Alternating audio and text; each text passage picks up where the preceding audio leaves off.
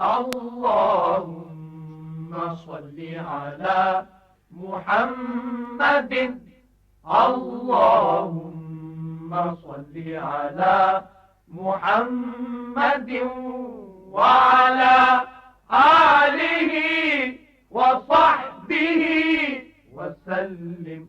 السلام رحمۃ اللہ وبرکاتہ۔ یہ کوئی گڈے گڈی کا کھیل نہیں ہے کہ میرا کھلونا اس نے لے لیا، میں نے اس کا لے لیا، تھوڑی دیر ناراض ہو گئے ایک دوسرے سے۔ یہ تو خاندانوں کی تباہی کا سبب بن جاتا ہے اس طرح سے لڑکا لڑکی کا نکاح کر لینا۔